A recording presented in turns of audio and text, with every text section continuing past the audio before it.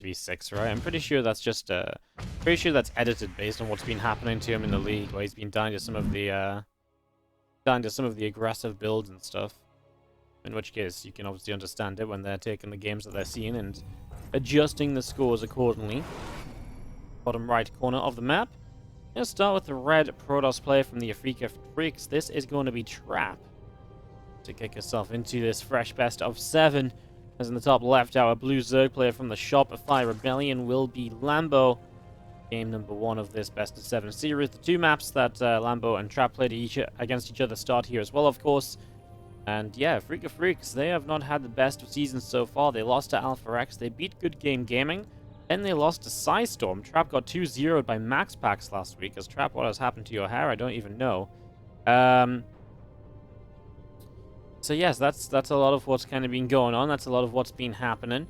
For the Afreeca Freecs, they're 1-2 against the Shopify Rebellion, who are 3-0, 4-2 Psystorm, 4-2 GP, who have been causing some teams problems. They also 5-1 Good Game Gaming. So in general, I mean, you do a comparison of teams they've played and so on. And actually, I mean, Shopify Rebellion, in theory, are the stronger team. They've picked up the wins where the Afreeca Freecs have not, basically. So important one for the Afreeca Freecs to get back on track. An amazing chance for the Shopify Rebellion to continue their streak to 4-0 in the table. Nobody has done that yet. You know, there's only 2 undefeated teams in this league right now. Shopify Rebellion and Team NV. We see them both today. And this is Shopify's chance to extend that undefeated streak. And then they would play Alpha-X next week, which of course would be another challenge. I mean, Shopify, they've just been showing themselves to be a strong team as of late. Bjorn's been stepping up. Scarlet has absolutely been putting the work in and getting done what was needed to be done so far. Yeah, it's been a real team effort across the board, actually, from the Shopify Rebellion this time. And it was last time as well. But I think last time they were really carried on the back of some really strong performances by Lambo in the ace match and so on. This time they've not needed to go to the ace match up until now. So away we go. Yeah, last season Afreeca Freecs were a lot stronger, of course. They were, with stats and TY, they were a much more dangerous team. There's no doubt about that. But honestly, I mean, you look at their roster and they're still a strong roster. And, you know, I look at kind of who plays and I feel like they should be able to do well enough, or even better than maybe they've been doing so far, if it's fair to say that. I do think that's something which isn't unrealistic to expect, maybe, because their roster is still good. You've got Trap out as an ace as well, right? So if you've got Trap out as your ace play, all you have to do is sometimes get to that ace match, right? And so far, they've just not been able to really do that either. So that's where Afreeca Freecs have maybe stumbled a little bit, and where they maybe need to fix things up slightly. As we get ourselves ready for this first game, Lambo just going to be taking the third and then going from there. No surprises about that. I do wonder what you guys think about. Pride of Altaris. I'm kind of hoping we get to see another one of those faster gold bases. That's actually been pretty cool on this map. That's been something we've seen a fair amount of.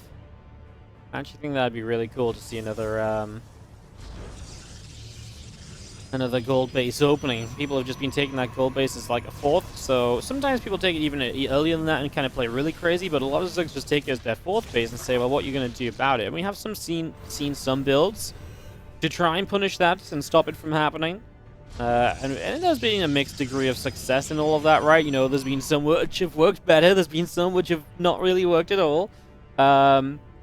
Yeah, I mean, to me, that's what's keeping this map extremely interesting right now, because I really am a believer now. I've said it before, and I'll say it again. I still think that this map is very much so overly macro-focused, but that gold base and the contest over that gold base and taking it early has absolutely, like I say, I think, kept it interesting, made it different, and made it so we haven't seen a snooze fest all so often on this map. We've had a couple of them, but nowhere near as many as I thought there would be, so.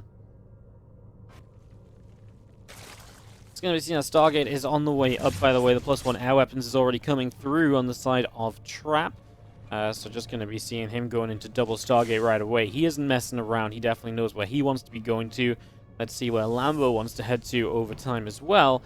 As obviously he's going to have a lair, a Rotron. Like I say, for me, one of the more interesting questions will remain to be whether that gold base gets taken early or not. I think that's actually going to be a really important part of this, and figuring out how this is going to turn out to go. So, yeah, eyes on that at the moment, for sure.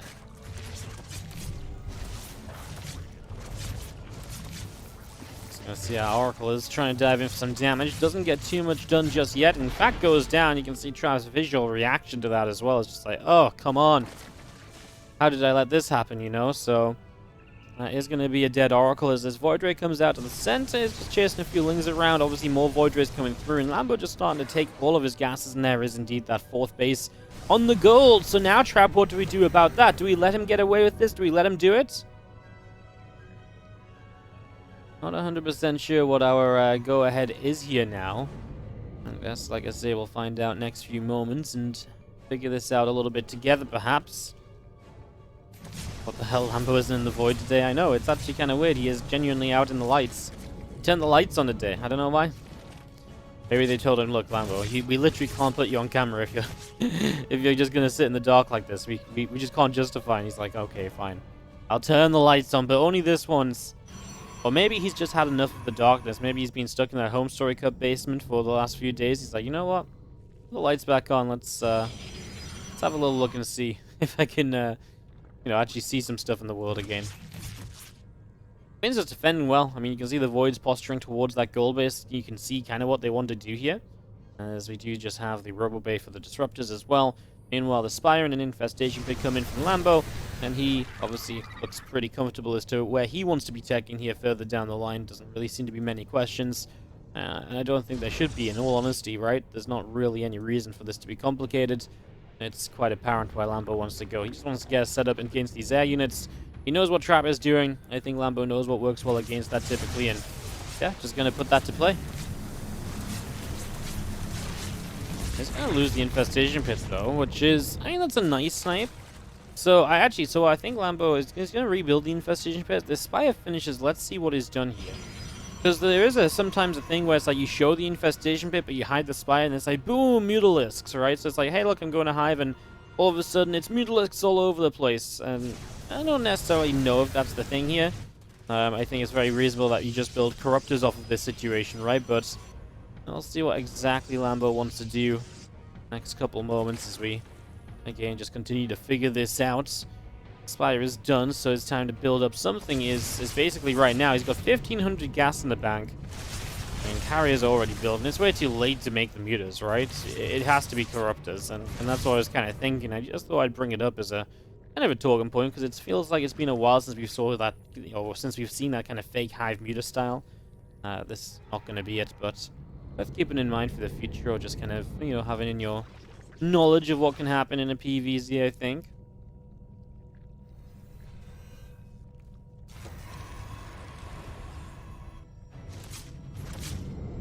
"21 Corruptors in the way all at once in that production tab there for a moment, and that's obviously just a sign of where this game is headed, right? We are just going to get up all of these Corruptors. We'll see how aggressive Lambo is. He's on 91 drones, so if he is maxed out, but his army supply isn't exactly spectacular because so much of his supply is taken up by drones. I don't disagree necessarily with him taking something of a fight. I mean, he's got the Queens marching across the map as well, so he really is going to go for this. As there's 3 carriers ready, 7 Void Rays, and then the 2 Disruptors. They'll be supported by an extra Disruptor or 2 over time here, that's for sure. As the Corruptors initially... Uh-oh. I was going to say, maybe they can find this carrier right away, but the Void Rays are the kind of bigger threat. We're going to pull back towards the Queens, as the Disruptor shots initially were fantastic. I mean, you see a lot of transfusions going down. There's the activation on the Prismatic Alignment. Hadn't been able to force that out until now. Queens are not transfusing each other perfectly, missing a lot of the transfusions. And this is going to get pushed away as, man, the Queens just got murdered here. Absolutely did not get a single chance to bounce back or to figure out what the heck they were trying to do there. This did not work from Lambo as he builds up more, gets ready to go again, but it just feels like he didn't kill anything. Yeah, you can see resources lost is not in his favor. He barely killed anything in this first attempt, and that's going to be a big part of the problem here. And now he's just going to be in a ton of trouble, in fact, as he comes in looking for some single snipes. I mean, he's got the Corruptor count to absolutely do this, right? And he is actually having a really good time against these Void Rays, way better than expected. I mean, Trap just isn't able to deal with the one-shots. All of a sudden, you're killing both the carriers. The Void Rays are still going down. I mean, killing the Void Rays is really important because now you don't have that stack of Void Rays to really make this work at all, and so you just keep on losing, and we see more Stalkers being built, but that's just really not what you want to be going for at this moment in time. If you're building Stalkers in this situation, well, it's absolutely gone tits up, because you just do not want to be building Stalkers when you're running around silly trying to hold on like this. So that's kind of what's happening, right? Is now the Corruptor's just going to say, cool, that's a Nexus we can kill. So he kills off this base as well. And now we just got Lings running in for these Stalkers as well. So it looks to pick up on those. And these Stalkers are just sitting ducks a little bit. I mean, the battery actually keeping them alive for a while, as we are going to see Lambo. Well, the first attack really felt like it whittled out and just didn't do much. I guess he did keep a lot of his Corruptors alive, though. And while we're talking about how Trap kept a lot of his Voids alive, Lambo kept a lot of his Corruptors alive. And again, just got to that point where he flies in, gets some one-shots, and is able to just do so much. I mean, now you do have a ground army here as Trap, and that's what he's switching into. He says, right, you've hard committed into an air army. Time for me to punish you for going for an air army, right? So, as you go into an air army, I'm going to make a ground army, and I'm going to try and catch you off guard in that way. Whether that's going to work out or not, I mean, that's a question that remains to be answered. Usually, this is something you do much later in the game, right? Where it's like, oh, you know, late game, you know, my carrier account got reset, etc. But this is so early to switch into the ground force. Stalkers don't have Blink yet. You know, he hasn't really been prepared to switch into it. I mean, another Stargate unit gets taken down. He's lost his main base here, Trap, so he's continuing to lose mining as this game goes on. Disruptor shot is not quite going to connect there either, and we are going to be seeing the Roach Ravager trying to move back in. Another nice split is going to keep the Roach Ravager alive for a few more moments. And now we're going to start heading through the center of the map and setting up to see what exactly comes up next. That's going to be having ourselves a... I mean, it kind of needs to be these Balings, etc., right? It's funny because Trap's not really ready to play a ground army, but neither is Lambo, really. Like, he's got a lot of upgrades that he would like to have that just aren't ready yet. Once they come into play, it'll be a little bit of a different situation. But until then, it's kind of a little bit odd. It's kind of a little bit awkward, even, I think you could say. And he's going to go for the flank. The Disruptor shot was a nice attempt. He actually misses that second one, which I really feel like was actually able to hit well. He's actually continuing to miscontrol the Disruptors. He's continuing to pull them back when they need to just keep on moving forwards. Trap is getting chased away. Disruptors are being killed. He basically has an army of pure Stalkers at the moment, which obviously I don't think is necessarily going to cut it here against Lambo. Okay, right now it's okay against this Roach Ravager, but there are a bunch of Broodlords morphing. That was what Lambo was buying time for, to get all of these Broodlords online. And now he's got these Broods. He can obviously do well with those. The only thing I'd say is it's a large map, so pushing with Broods is going to open up a lot of counterattack potential. I'd say that's the one thing you've got to be really careful of here, more so than anything else. Yeah, and I see a couple of questions in the chat, people saying, well, where's Lambo's army been? Well, he had so many Corruptors, right? So those Corruptors have just been slowly waiting for the chance to morph into the Broodlords, and now that they are, now he's going to have Broodlords in the army. That's where his army supply's kind of been this entire time. Still has had enough to make damage happen. 11 probes go down here. I mean, these probes are just doomed. Trap doesn't even try to pull them away. The Broodlord's a little bit exposed in the back, but enough Broodlings as well that the Stalkers just get chased away. And even though Trap's supply looks, you know, in a usual game, I'd be like, you know, 40-50 supply, I feel like that's okay for Trap. In this case, he really has no bank as well, and he just doesn't seem to have what he needs to really take down what Lambo has at the moment. He's got Zealots counterattacking, but they're going to die very quickly, so there goes about 10 supply, and there'll be 10 more supply dying in the natural shortly. I mean, Trap at least gets to pick up a few queens, but look at how rich Lambo is as well, by the way. Having that gold base this entire time is obviously a fantastic aid to that. There are absolutely reasons this is happening. And some of them definitely to do with the map, as our Roach Ravager cleans up a little bit in the main. Stalkers of Trap coming through the center. That Disruptor just on the Watchtower is going to get a good connection. One of the better Disruptor shots we've actually seen this game so far from Trap, as Lambo needs to find time to actually spend that money, max out once again. No point fighting 30 supply from max when you've got 5k or 2k sitting in the bank waiting to be spent. We are going to add on a couple of Vipers even, so don't hate that. Blinding Clouds can actually be surprisingly good against the Stalkers in a lot of the situations that arise here, so that would be my guess as to what we maybe initially see happen. That hatchery's just going to die, by the way. There's just no answer to this. As a couple queens show up, I mean, that Viper on that base was lucky to survive because it was just sat there when these Voids were still here. Absolutely could have been a pickoff, but Trap is just busy elsewhere. So Lambo is taking some damage himself. Trap is fighting back to some sort of extent. It's just, is it ever really going to be enough to really kind of clear this game out and to put advantages aside and all of that sort of goodness? I don't know. I am not really... I don't think it is, honestly. If I'm just going to come out and say it, I don't think it is. Well, let's give it a chance. Let's see if Lambo can indeed... or Trap can indeed kind of make it so you can really pull this back. There's definitely a way to go right now, though. The Broodlord's coming into the center. That Void Ray count definitely got a little bit better, right? So that's one thing, as these characters, though, they chase for one kill. Then going to back away. The Brute is still just marching down there. Prismatic Alignment activates. I don't know why Lambo is still sat there fighting.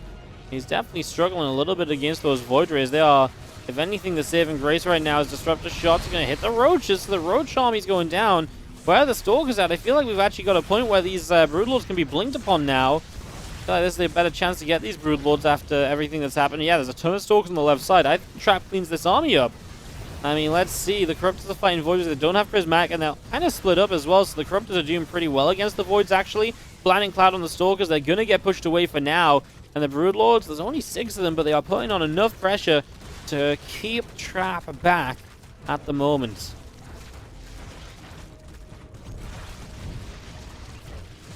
Looks like these bases are going to start going down. Lambo is almost maxed out again. He's just had a ridiculous bank to work with this entire time. As Trap will go counter-attacking with Stalkers. I really felt like that might have been the moment for Trap, but he didn't seem to think so. The Stalkers never really kind of... I thought they were going to blink in, clean out the Broods, and then you can fight the Corruptors after, but he clearly didn't think there was enough there for himself to be able to justify it, so did not commit to it, doesn't go for it, and now, well, here we are, as we're going to be seeing these Stalkers trying to, well, again, do whatever they can across the map. They have been putting some pressure on Lambo. They have been taking down bases, don't get me wrong. It's just, you know, at the same time, you're losing everything you own over on this side of the map. The Broodlords are non-relenting, and they are just going to be continuing through.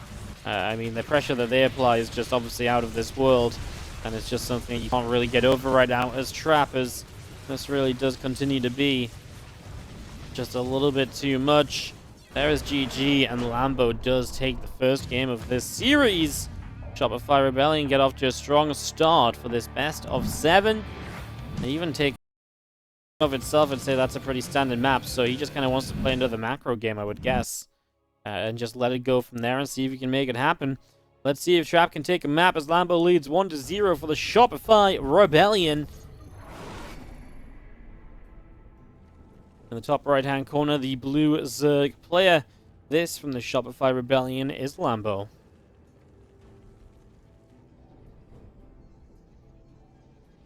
Bottom left, our red Protoss player from the Afreeca Freecs, we have got Trap.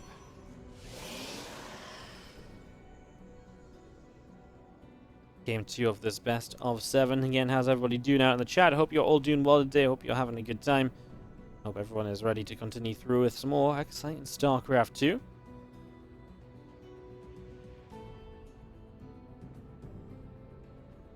We just got started, of course, so if you're just tuning in, fun first game of the day, but a long way to go, not just in this series, but more series from the World Team League today, as well as WardiTV European League action later today, too. So all of that is coming up.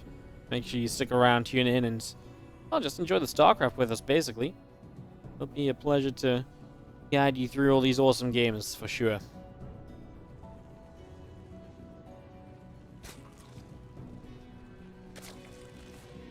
Lots of Shopify Rebellion hypes in the chat. What's up, TLO? How you doing, mates? Lots of hypes in the chat as we have our probe just patrolling around at the back slightly.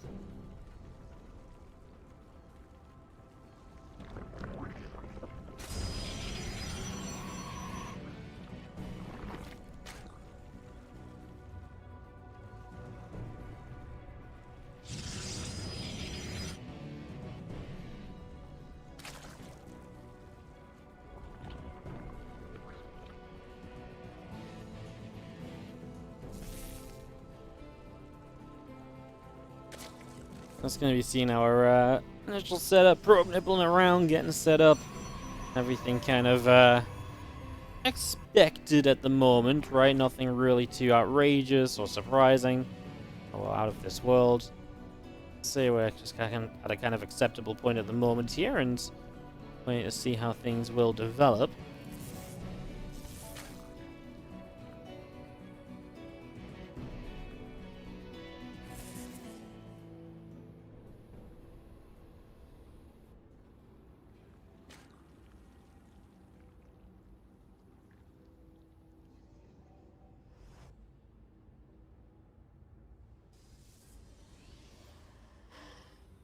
So yeah, just getting ourselves ready to go. And yeah, Link Speed versus Stargate, very much so. The very standard stuff here at the very early moments. So really nothing too crazy at all just yet. Cool, cool, cool. So here comes our Void Ray to start us off here, as Trap is going to send that down and obviously try to start finding some damage early on.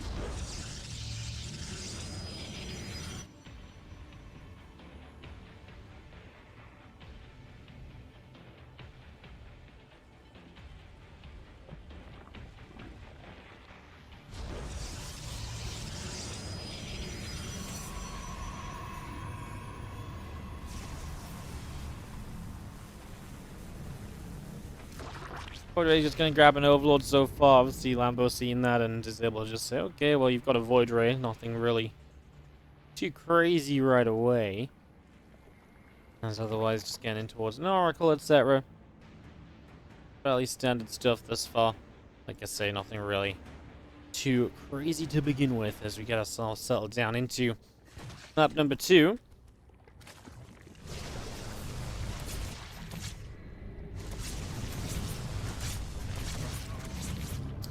But we're getting shoved back just a little bit as well. Just going to see our Oracle up around the top is going to try and put some pressure on.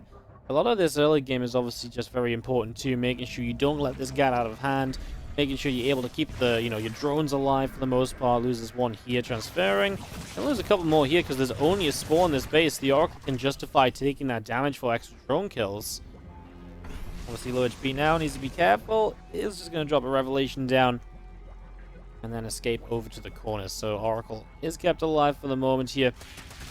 And on we go.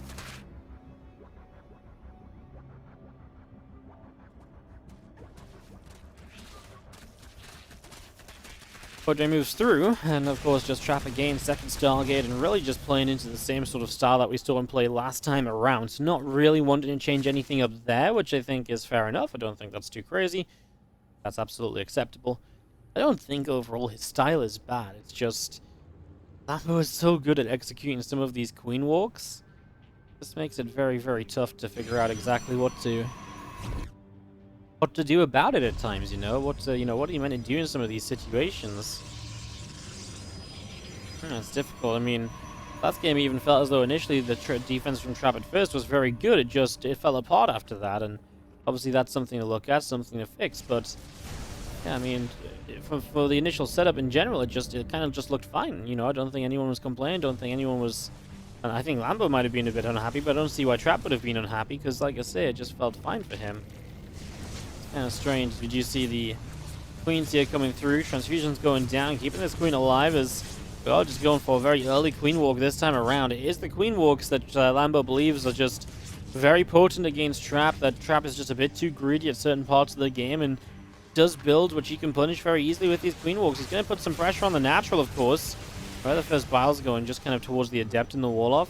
Okay, now we're going to run down here, but he gets caught by a stasis, so that's going to slow him down a little bit. Extra queen still showing up, loses one Ravager already. I think it's important to keep these Ravagers back because the power that those corrosive biles give you is really a lot of the potency of these attacks. So to just let the Ravagers go down super quickly is not ideal. And I mean, the Ravagers are what break down a lot of the stack defense and are what, really clears the way for everything else to be such a success story in these scenarios. Corrosive biles landing and clipping Void Rays there. Not sure if he actually killed a Void Ray at that, as we are apparently just staying super zoomed out at the moment in this. But that was kind of crazy, right? I mean, oh my god, those biles absolutely do connect on Void Rays once more. But there are batteries, but they're running out of energy. These cannons are going to be taking some damage and going to be falling now. Queens are going to have probes pulled onto them. Well, that is keeping some attention. Another bile lands on Void Rays. I mean, the Void Rays just keep taking damage. I mean, time and time again, even if it's just kind of batteries that are healing up that damage, it's the sort of situation where it's just extra battery energy already gone. There must be a super battery available again soon, right? As these queens keeping each other alive. Lambo is still just setting up units to keep coming across the map, I believe, at this point. I mean, he is starting up an evolution chamber, but he's pretty much broken this third base. 17 probes went down. The void rays are extremely low, and the problem with batterying now is that if you battery now, the Ravages, I mean, there's not a lot of them, but you might just lose the battery right away if you super battery, so I don't actually know what you do for sure. Okay, he put it down just after a corrosive bar was used. Now would be the time to absolutely just try and target this battery down, which is what he does, and he will only get half the usage off the super battery. Queens are going to kill another void ray, perhaps. Yes, just doesn't pull back in time. Lambo will be able to stick around on this third base and keep on doing damage over here. Absolute mayhem. Would you believe it? Lambo is looking as though he's going to get it done again against Trap, as he is just not letting up right now. He is just staying in this position. I mean, the Void Ray is pulling back a little bit, taking so much damage again, though this one is so low. It comes back into fight. Goes down. The other one's super low as well. It just gets away. There's a battery on the natural that is healing. There are units that are protecting the third base, and the third base is held from Trap. What a hold at the end of the day. It was not easy. It took almost, well, it took everything that he had. And this, what, a 2-3 minute attack? I mean, we've got more units ready to go. The only problem I have right here is that maybe the queen count isn't very high initially, so that's the problem. And these queens currently blocking the Roach Ravager getting up the ramp. I'm kind of surprised the Roach Ravager doesn't try and make more of a play towards the third base, because that's such a low HP target now. Is that not where you want to be? Oh my god, look at all the additional queens on their way. Is there a hold here for Trap? Is it possible to hold this? Is it just too much? It might just be too much, guys. That might still just be in way too much trouble. Roach Ravager's going to get force fielded away. They corrosive fire like crazy. The queen's still approaching. The Roach Ravager's going to pick away those few zealots on that low ground. This new stack defense getting corrosive barred down just as it's finishing. Do we have another couple bars? Oh, they were unpowered anyway. The pylon had gone down. And with the Lings floating in, I mean, this third is going to fall, and this game is just done. Trap types GG. He cannot beat Lambo reliably. We saw him beat him before. It does happen, but he cannot beat him reliably at all. And the Shopify Rebellion Team League, so then they're having to forfeit their qualifier matches. I would have thought they would have just let, especially considering there's a lower bracket as well, I thought they would have just let Trap kind of play his Team League matches and continue, but yeah, maybe Beyond's going to get walkovered as well, and then Classic just qualifies. That would be kind of silly. Yeah, that's kind of, well, it's just kind of shitty, really, in general. But, yeah, what can you do, I suppose? The World Team League did get moved to today because of the Stay-at-Home Story Cup. There's just so much StarCraft going on, guys. It's genuinely difficult. I just got an email last night about a sponsor. They were looking to run like a big StarCraft tournament. I really mean like a big one. And I was like, well, they were like, we want to do it before the end of the year. And I was just like, you can't. Like, as much as I would love to tell you that you can, I mean, if you realistically want to run it and like you want to run it on like a weekend for at least the playoffs and stuff and so on, you just can't. Like, there's just the only weekend that is free from a major tournament this year is Christmas. So yeah, I mean, as much as we'd love to have another big StarCraft tournament, it's just not possible because there's already so many great StarCraft tournaments going on. It's kind of crazy.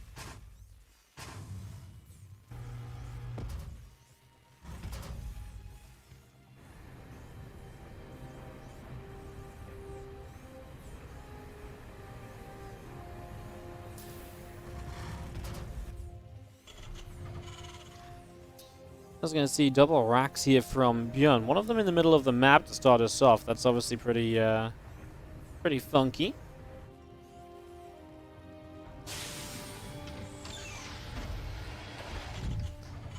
What happens with this is that obviously if your opponent SCV scouts, it looks like a 1 racks, but then you do have that 2 racks element to it. One of your Reapers shows up a little bit sooner on reinforcements.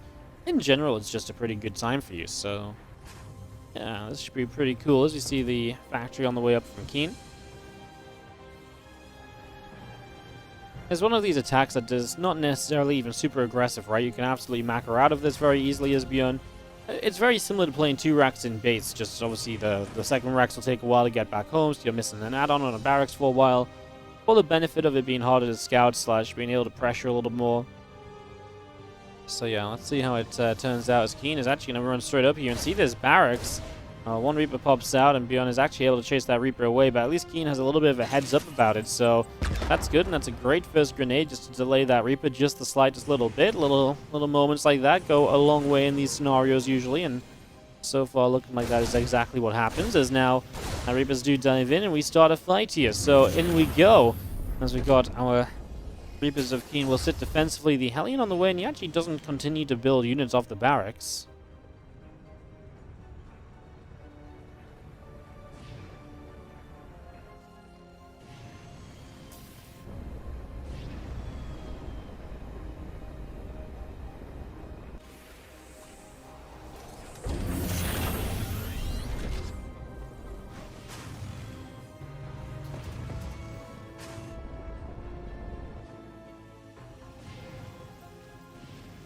We've seen the ranks just kind of rallying back in towards the main base. Then as the Cyclone comes through, not really much happens then. Command Center's just going to be setting up on either side of the map. And we are just going to be seeing our starport from Bjorn continuing through, getting that ready to roll. So just getting that all set up at the moment. As we do have our Reapers and Hellions from Keen. Just chilling. I mean, like I said, Bjorn's just back home. He's got the Reapers. He's about to have a Cyclone. So he's pretty content, I would say, overall with where he's at. You know, nothing too crazy overall here. Pretty standard stuff, I would say. Yeah, like I say, it shouldn't be anything too wild across the board. As this barracks is going to land back down. Starport is going to finish. And it's going to go to the tech mode. So we are going to go to some Raven play. Sometimes you bypass Ravens when you've got this 2-racks because you actually just play into the...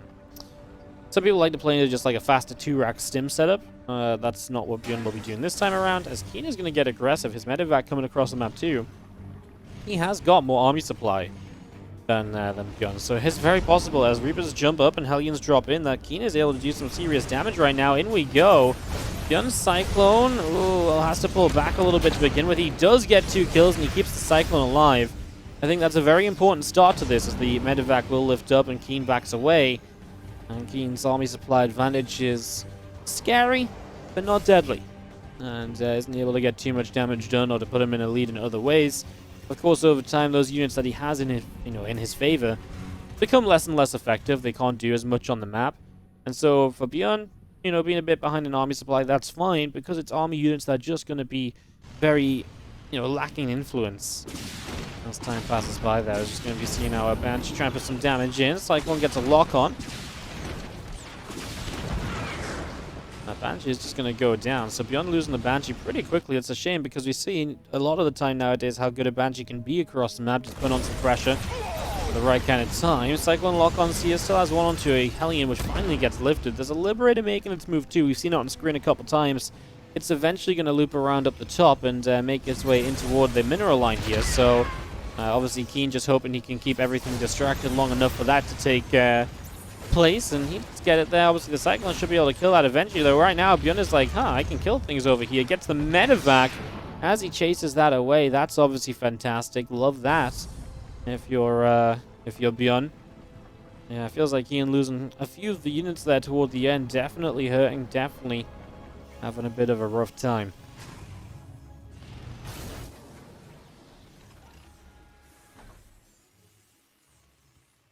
Additional barracks are finishing up in the main base. Just going to be seeing our stim pack finishing and our combat shields on the way. So a lot of that finishing up as well. Is just going to be seeing the army of Keen continuing to expand out. Just Raven from him about to complete, and there's going to be a little bit of an attack from Bjorn. So he's going to take double medevac across the map. He's going to accompany it with a Raven. He's even going to send a few units on the front and the ground, so just going to try and act as a distraction to get these drops into a little bit, or into the best position possible, and to play from there.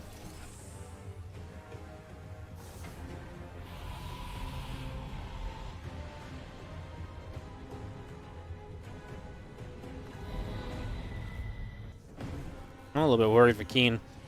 It feels like there's nothing in his main base right now. We'll see how this... I mean, it's only going to be one siege tank, but he doesn't have stim where Bjorn does. Oh, I tell a lie. There is actually a lot more in this main base than I thought there was at first. He will Matrix the tank, and this is where we're going to see that stim come to fruition. Is 6-7 workers already going down. Yeah, I mean, you can just see the damage being done, right? 11 workers go down. I apologize. I'm just working off a clean feed, guys. And honestly, on my minimap, it didn't look like there was much, but they were kind of melded in with the buildings on the minimap. So, yeah, Bjorn loses the empty medevac. His 11 SCVs is still pretty great. He got a good few Marines in the trade, too. Don't think Bjorn is too upset. Obviously, he loses out on his Raven, I believe. So, that's maybe the most expensive part of this attack, all said and done. You could argue that part of it is perhaps a little bit of a shame.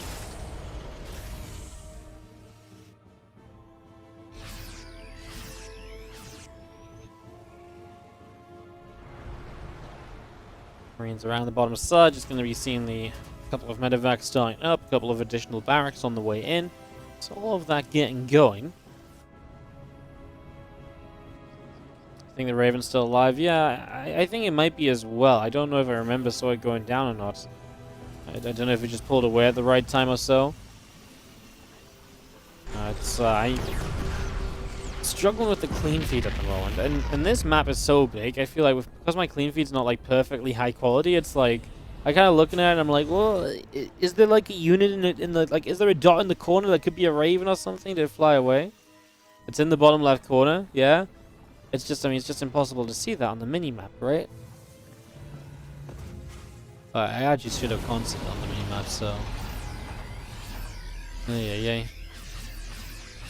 Is this a replay? Nope, this is live. This is GC Marine Tank. Setup is in the top left. Yeah, there is something in the top left for sure. No, that's a Keen unit. I don't know where the Raven is, guys. I don't know if it's up, I don't know if it's down. it's hard to double check when you're on a clean feed, you know. It's like we don't notice everything in the exact moment it happens. Sometimes these things slip by. So yeah. Alright, just gonna see Marine Tank making its way down to the south as y'all gonna be seeing the fight gonna break out here. This is great for Bjorn because he's gonna get double Raven kill right away. Well, I can tell you which two Ravens aren't alive. Yeah, Keens, that was brutal. What a catch. I mean, what a way to start this fight for Bjorn. That's exactly what you're dreaming of when you're looking for a TVT engagement, right?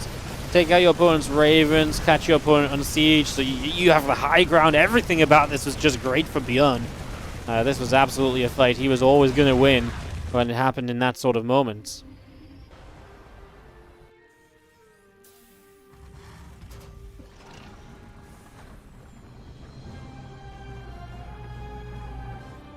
Two coming up on either side.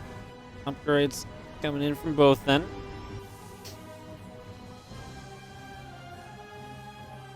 Just going to be seeing our additional barracks all building up as well. So all of that just coming through right here. As do have our engineering base just continuing along. And yeah, so far so good. Going to be seeing our Marine Tank medevac in the center getting set up. It's going to start making a bit of a move down to the south side and trying to see what it might be able to get it up to. This army of Bjorn, of course, I mean, definitely in the lead, but then can you actually make use of that lead or that advantage? That's going to be the big question here.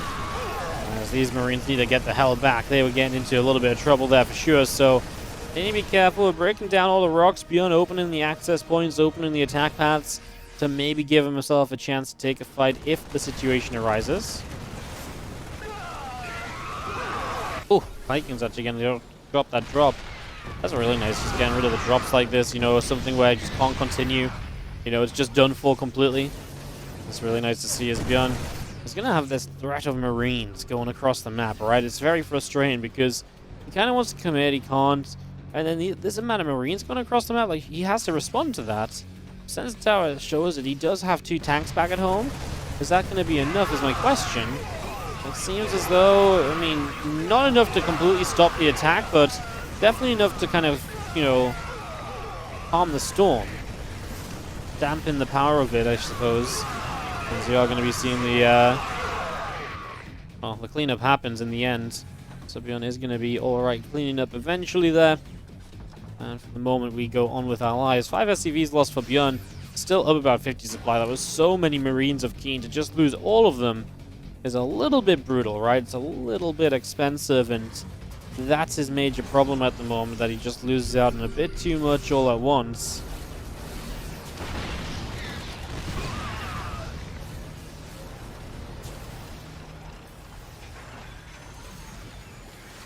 Liberator sieging up, and obviously with air control, you can just use these Liberators to push back tank lines and give yourself a shot. Ah, that was a nice moment to move forward there from Keen. He saw the tanks on siege, realized that was his chance to clean out the Liberator, and for now he will remove that threat from the game. That's very nicely done.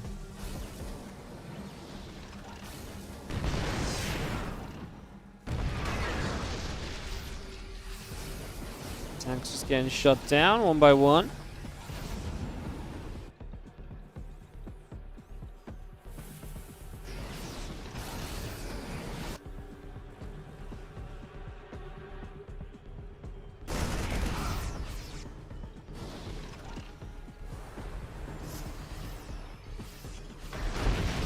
Tanks in the main base is going to start to unload and just going to siege up. Beyond finally finding a way to make an attack happen. The question always will be with these attacks, like, is it worthwhile? Are you just getting too aggressive and trying to end the game? In this case, actually, I don't think that was so bad. It was a decent trade, but he has got drops in the main base. So Beyond is going to have to deal with that, as he's actually still got units fighting here. I didn't realize he still had Marines around. Thought he lost most of those running down the ramp towards the siege tank. Beyond loses 17 SCVs.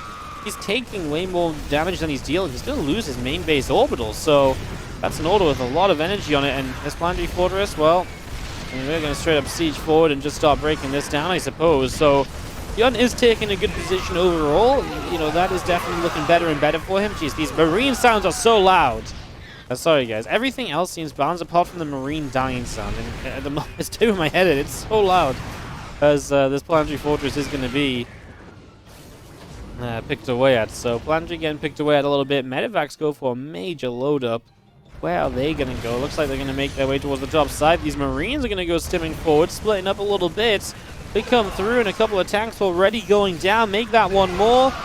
Yeah, nice cleanups for sure across the bottom side of that. Nicely handled. These Marines will deflect the drop, at least for the moment. Beyond still maintaining a good supply lead, right? And has been doing that pretty much throughout without too much of an issue. Let's see, as this drop goes into the main, there's honestly just enough Marines here. If they had stemmed a bit sooner, they would have had some medevac kills. Gun's already just going to evacuate this base. He knows that it's a problem. And he's keen just doing anything and everything he can to keep this competitive over on Beyond's side of the map, knowing that if he lets up a lot of this pressure, then this game is very much so going to end.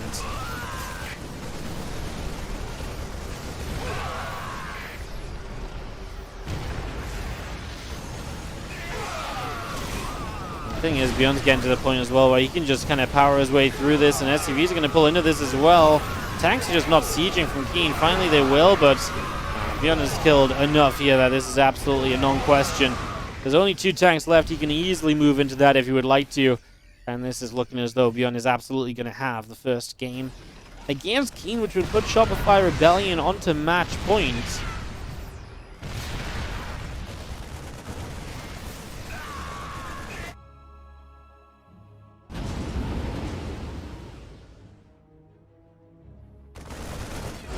I'm going to try and drop the main one more time, but there's obviously just not going to be enough love there to continue with that.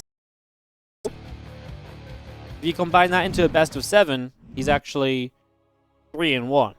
I mean, 5-2, 3-1, they're both pretty decent scorelines. I like to think of that as just one big series, because that's kind of how it played out. Yeah, I mean, it's not really kind of what's up with Trap lately. It's Trap can't beat Lambo. He did beat him in the WardiTV Summer Championship. That was the one time the Trap has beaten Lambo outside of that World Team League series last year.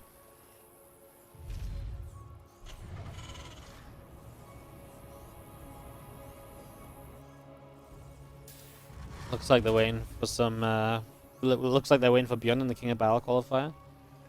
Well, that's cool, but that's a bit shitty that poor Trap had to forfeit his game. Is it not? Poor Trav has to forfeit his game to come play in the match, and then they're like, "Oh shit! You mean Classic's gonna get a free win into the playoffs, or into the tournament? Better better just wait for Bjorn, huh? I mean, it's a shitty situation all around. Can't really do much about it, I don't think. But I think you probably.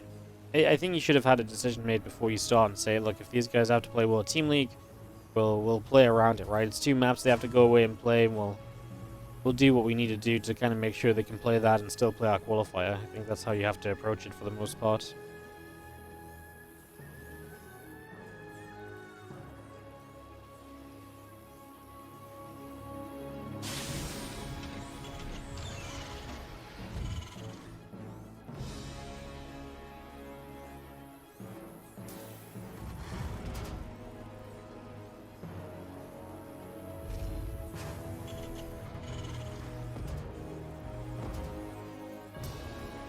Getting set up with a Reaper into factory pretty quickly. Nothing really super weird about that, I would say, right from the start, right? Looking pretty normal there.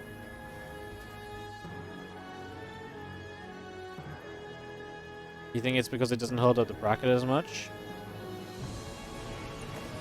Oh, that's not really true though, right? Because, like, I mean, Classic's waiting for, if Classic's waiting for Beyond, Classic and Trap could have absolutely played their third map. And then the winner would have been ready versus Beyond well before Beyond is ready to play still, you know? Uh-oh. Reaper for Beyond is going to come forwards, and that is Keen's Reaper taking a big shot of damage. Is that dead? It's not dead. It's away. Does it get all the way away? And then the Reaper shows up. So Beyond doesn't get the kill on it in the end, just saving it. Nicely done.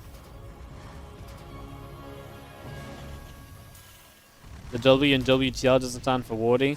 We used to do the WardiTV Team League, and that was called the WTL as well. Now, this is not the same event. This is the World Team League, which also uses the acronym WTL, so yeah, there's just a lot of WTLs in the world. There was also War Chest Team League, which is WTL, so, you know, there's a lot of WTLs out there, guys. There's a lot of WTLs out there.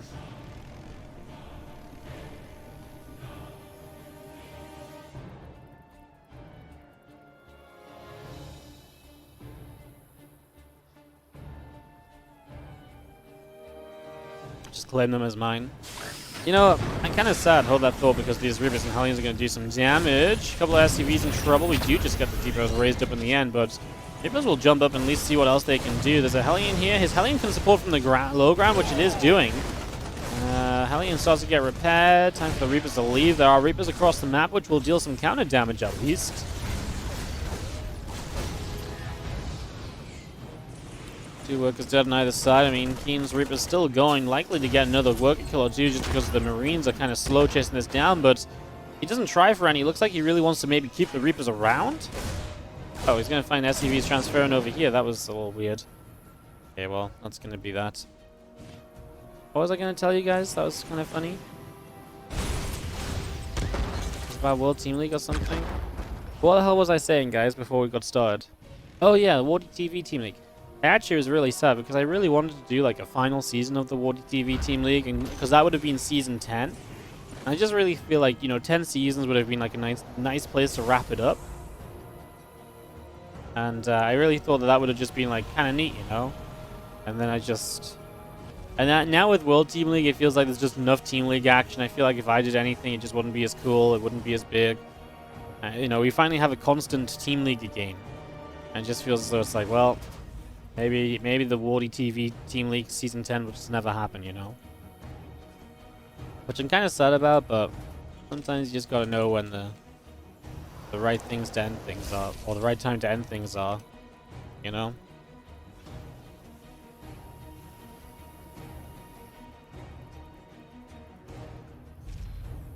I could maybe do a Season 10, just do like a little special, just something small. It wouldn't really be much of a league, but it would be maybe a nice send-off for the tournament, I suppose. It's been a while since we did Season 9. When did that end? The start of 2020? Oh, jeez, that's... yeah, start of 2020, okay. It's been like a year and a half or so. I don't know, maybe someday. It's just difficult, guys. There's so much StarCraft going on. Organizing a team league seems impossible right now.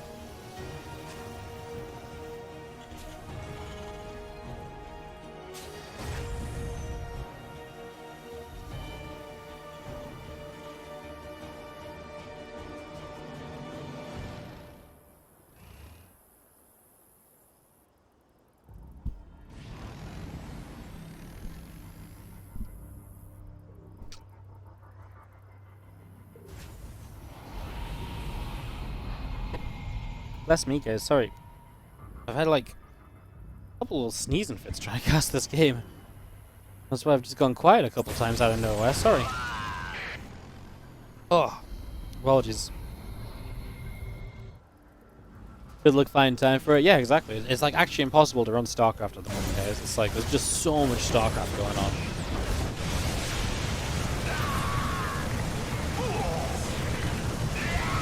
Massive fight taking place here as Keen gets sieged up right in front of Bjorn's base. And Bjorn killed a few SCVs on the other side. The question is really, can you stop this attack from continuing forward? And I think you can, right? It's one tank versus one tank. The Ravens of Bjorn actually have energy versus no energy, and he's actually got Vikings versus no Vikings. I think Bjorn is okay here. A couple Vikings show up now from Keen at least.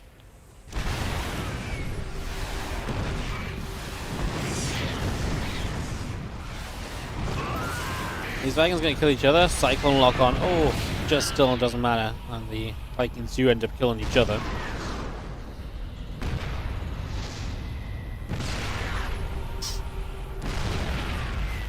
Isn't that a good thing? Well, there's no time to organize everything.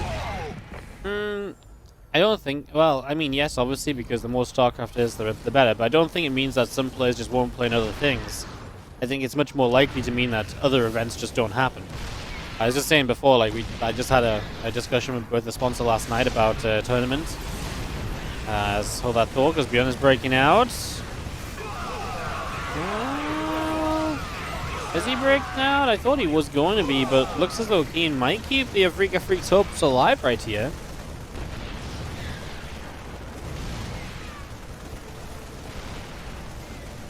Just gonna see SCVs pulling in, Vikings coming through, and they are just gonna go for the final breakout this time around. Bjorn really needs to actually get rid of this and to push this back, and he will do so. And he's actually gonna do so. Down 10 workers, but ahead on army supply. Third base at Keen landing. Let's see if Bjorn can do anything from this sort of position and then go from there. But yeah, no, I mean, the too much StarCraft thing, because there is just so much StarCraft happening. There really is. The thing is, it's not like it's like the extra events happen anyways. The extra events just don't happen. Which, I mean, if there's no time to run them, then fair enough. But, like, that's the thing. It's like, you know, it doesn't necessarily give other players chances because, you know, these extra events are happening anyway. It's just like, oh, we can't run, like, this big event because there's no weekend to run it on. We just won't run this big event, you know? And I think a big complication of that comes from the fact that in Corona times, we got very used to people got very used to saying like, hey, we can drag our tournament out multiple weeks because it's online rather than, you know, having one big event offline. And I think that really, you know, for something like TSL, for example, right? And this is not a criticism of TSL, it's just an observation. I feel like in the past, TSL is the sort of event that would probably happen over the course of like a weekend, you know? It's like a big event that happens over like a week. But now, it's a big event that happens over 3 weekends. And suddenly that's 3 weekends in the final part of the year that are just full of TSL, and nobody else can run anything over those 3 weekends. Even though there would be other events that would happen if TSL was condensed back to 2 weekends or something, you know? So yeah, I mean, it's a very good problem to have, and it's not really necessarily per se a problem. It's just, yeah, it's just kind of an observation or a way that things have gone lately. Bjorn's attack as Marines are going to stim into each other. Oh, Bjorn is not sieged up at all. He is going to try and get the tanks done. He actually will get a good amount of the tanks. He's going to break through the tank line. Wow, Bjorn, credit to him. That was not a fight I thought he was committing to at all. With his tanks on siege and everything. And yet he takes down all the tanks of his opponent. And that's a massive play as he's still trying to catch up on the +1 armor as well, by the way. To try and even out upgrades here. Keen just building a 4th base during this also, which is kind of crazy.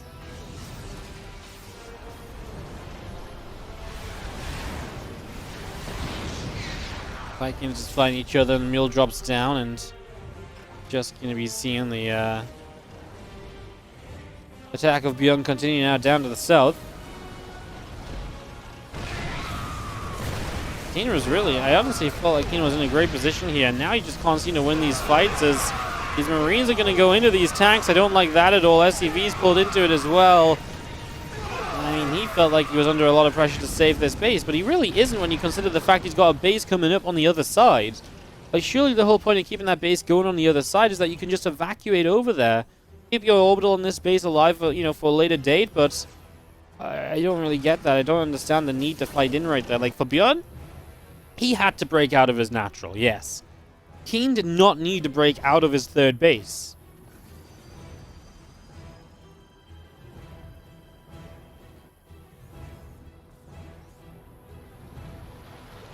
Two Liberators coming around the top side. Gonna see where they can go to get sieged up. Gonna make their way around. Viking gonna find, well, both of them really, but can only focus on one to begin with, right? So comes over here, gonna shut that down. The Liberator in the main base has Marines dealing with it. Good defense from Bjorn, not gonna allow Keen to get back into the game through a whole bunch of Liberator damage at least. So keeping control of that pretty nicely.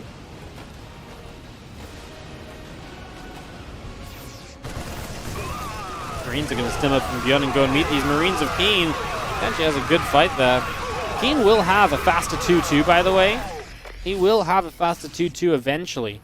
It's just, it's not there yet. So Keen does still have some advantages in this game. The 2-2 time and that fourth base timing.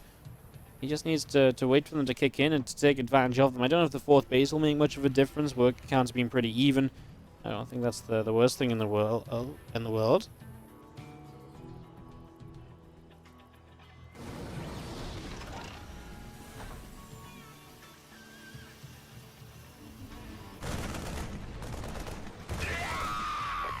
Marines just kind of chasing along.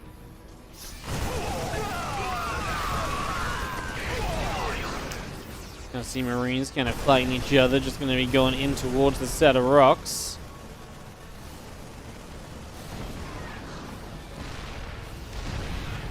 Tanks getting siege, keeping those other siege tanks away. Just gonna be having the Marines and tanks of Keen setting up a little bit. The 3-3 upgrades of Keen getting set up as well. I mean, again, he's got the upgrade lead for the moment, which means that Bjorn can't take too much of like a Marine-heavy fight here. You gotta be a little bit more kind of, gotta be a little bit more patient than that at this moment in time, I guess.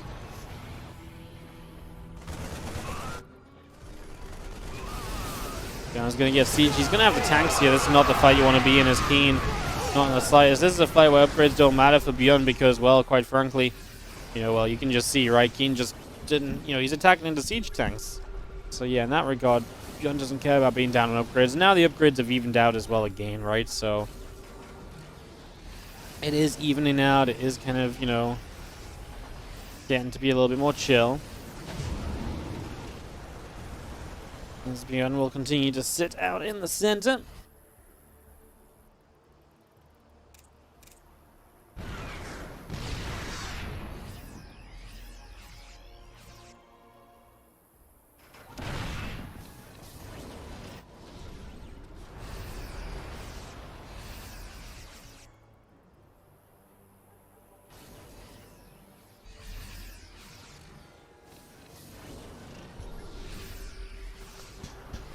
Marines and tanks just going to make their way down to the south, just getting set up to break down a set of rocks as well. It's just looking to open that up a little bit.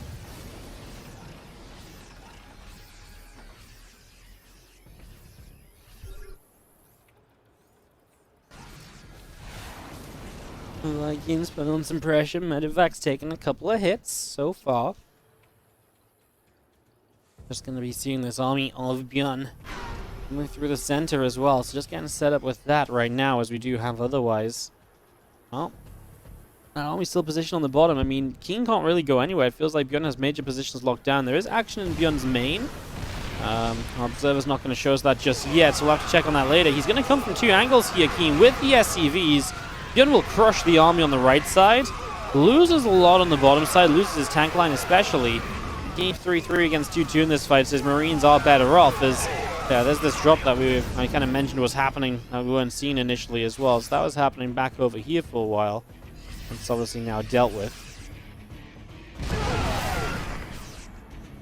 Yeah, Bjorn still had that force kind of up a bit further toward the center. I thought if he could have brought that into collapsing as well, that would have been great.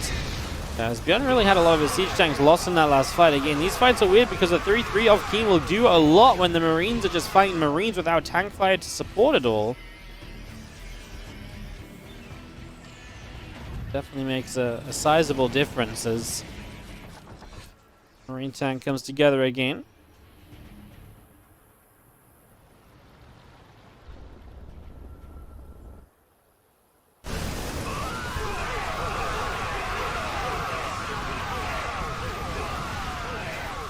Just coming through, and just going to be seeing that Marine tank continuing in. Just fight against fight. I mean, battle after battle. It's a close fought set of engagements at the moment. These guys are really going at each other's throats. Keen just has more of the map, it feels like, right? He's on 6 space versus Bjorn's 5. Now Keen is across the other side. Bjorn is finally about to catch up on upgrades. He's been behind on those upgrades for the majority of the game, really.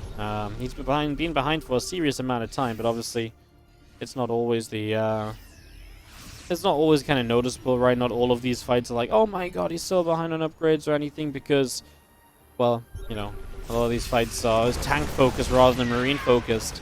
Now you've caught up, it just means that any situation is going to be okay for you, as the Marines have a good concave here from Bjorn. This is the sort of fight you could not take without the upgrades being even.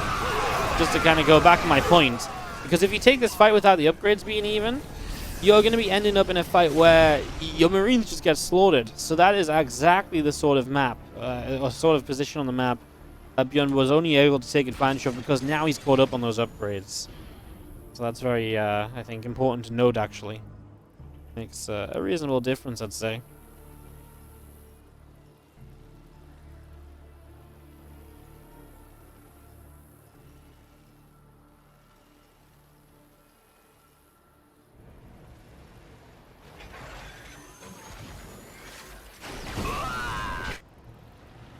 Yeah, Marine's going to stim into this bomb side. This is only an orbital, so no planetary to defend from a smaller drop like this on its own. So that's kind of a thing. There's a few SCVs going down. Keen looking for a large drop around the top side. But he's got this base right there if he wants to just kill that one. Doesn't want to go for it. SCVs do get the repair over here, and Bjorn will lose out in this little drop of Marines. There's drop into his main. He has seen it. He's moving into position to deal with it even. As he's also moved forward here to try and deal some damage as well. He's actually going to start running to the front against those 2 tanks. I don't like that at all. Those tanks are going to do a lot and clean out a lot of the Marines that were around to help out in that situation. Bjorn obviously busy trying to deal with this attack in the main at the same time, and that's where some of his attention has been going, but he is now able to get to a point where he's able to unload Marines on top of siege tanks. He's getting the tanks to kill each other here. Friendly fire go reign supreme. Only 1 tank remaining. There's a 3rd base down there, that low ground of Keen. Seems as though it's finally going to be pushed back a little bit. It is at least going to be lifting off, and that's Bjorn gaining some ground on the other side of the map as well, so that's definitely important.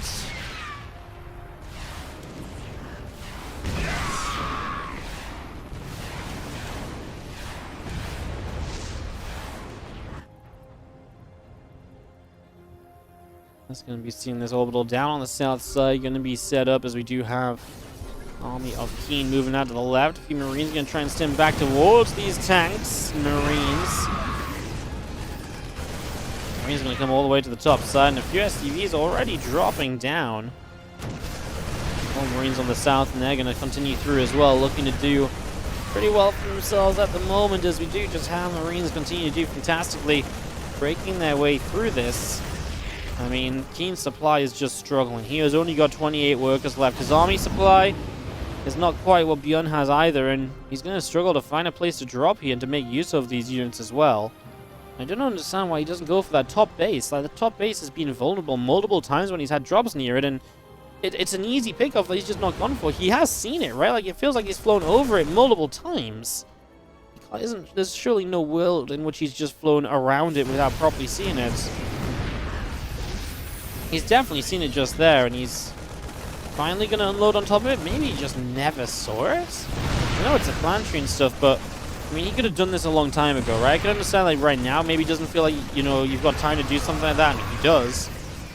But I mean, this has just been a thing for a lot longer than it, you know, a lot longer than this, so Bjorn denying bases of Keen as this goes. Remember, Bjorn win this game, and the Shopify Rebellion are guaranteed a victory today.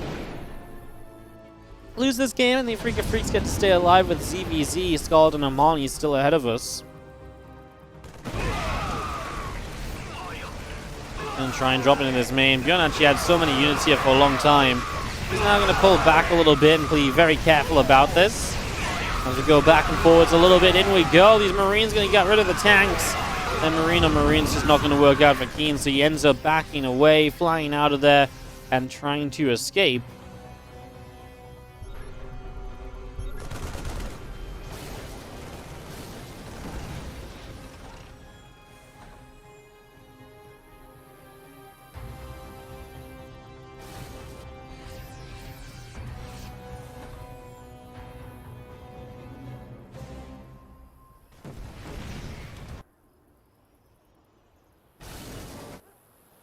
As going to be seeing our tanks setting up across the board at the moment. He's coming through, going to grab a Liberator.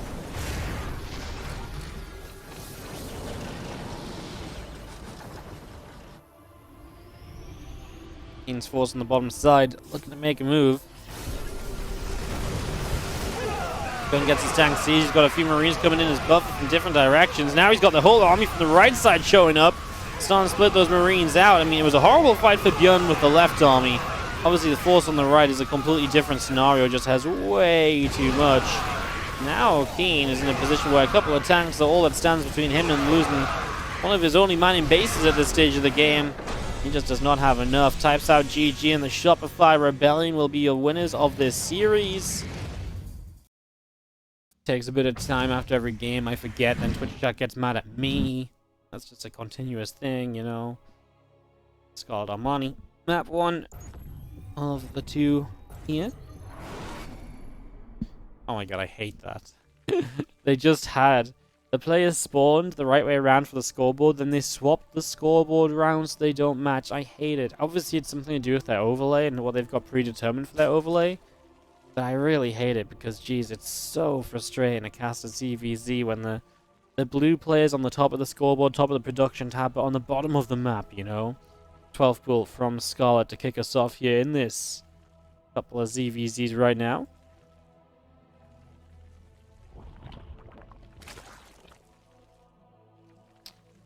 Armani's in the upper right. Let's see what Armani wants to do. Scarlet is still bringing us the pit of despair essence here from the Shopify Rebellion. The dark room is back for Scarlet. Scarlet just blames the camera, by the way. She just thinks it's a camera thing. Well, I think it might just be dark in there, you know? Scarlet is stronger, right? No, honestly, I feel like this is one of those matches which is very... I feel like this is one of those matches which is very hard to call. I don't think that either player is necessarily a major favorite over the other. Armani absolutely has his moments. Scarlet absolutely has hers. This is going to be a drone pull as well. It's just straight up aggression to start off this this couple of maps here. Away we go, off to the top right side. I mean, Armani sees it pretty much straight away, so he knows what's happening. He does not have any pool positioning or anything to help out with this, I believe. I'm not 100% sure about new maps, but I would say that it definitely is possible to support a spine from the high ground to the low ground. These Evo chambers are going to block the spines initially to force them into worse positions. And that's something which has not been seen for a while, the Evo chamber wall. Buy you some extra time before the spines start, etc. Scarlet then still wants to go over here. Sorry, I'm going to use my mouse. She still wants to go over there because she wants those spines to cover the low ground if needed as well. So it does just buy you a few seconds before the spines really start. So that's definitely a step towards making this work. As that's an ugly drone pull from Armani. Really pulled into a surround there. And then Scarlet got some really good damage done for free. Her extra Zergling showing up now as Armani. Obviously, he had to wait for his slings. That took a while longer than usual because he spent money on the Evo chambers at first, then spent his money elsewhere. Now wants to try and make sure these spines do not get established. I think we're going to have a cancel on the left side one. The upper right is going to finish, but low HP. And now Scarlet's going to fight with the spine crawlers. With the spines dealing damage too, Armani is going to continue to lose a lot. And one spine crawler remains, and that can be all you really need to make this okay. Scarlet is going to send her drones home, so she has some continued additional mining if needed. She is actually up by 6 workers to 1, so yeah, go home, mine, and you're in a fantastic position to win this game, as funny as that might sound. But it is very much so, it's very, very true, to be fair. Scarlet's going to win this out as Armani realizes this is not enough, and Scarlet, I would say, looks happy with this result, but actually it was just a complete disaster on the webcam.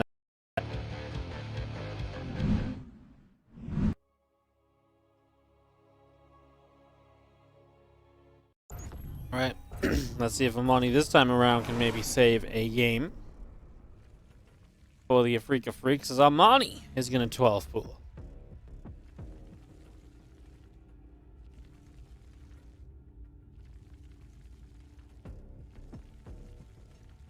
On top right will be the 12 pooler here this time around. I don't think this is a 12 pool drone pool. I think this is much more likely to be a 12 pool expansion. Let's see. Let's find out. Is Shopify a typo intentional? I imagine it's just a typo. You gotta... I mean, that's something on the Chinese production side. I imagine it's just a typo because obviously, you know, they don't see their vowels as clearly as we see our vowels, you know.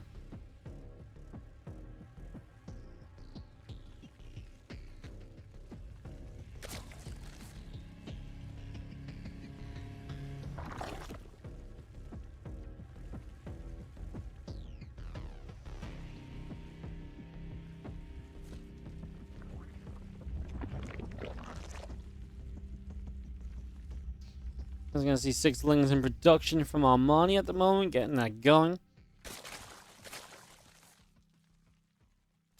And the drone's going to pull, so it's going to be a 12 pool drone pull after the 12 pool drone pull.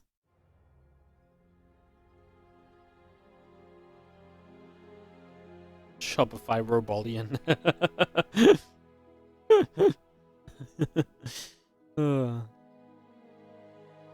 I love it.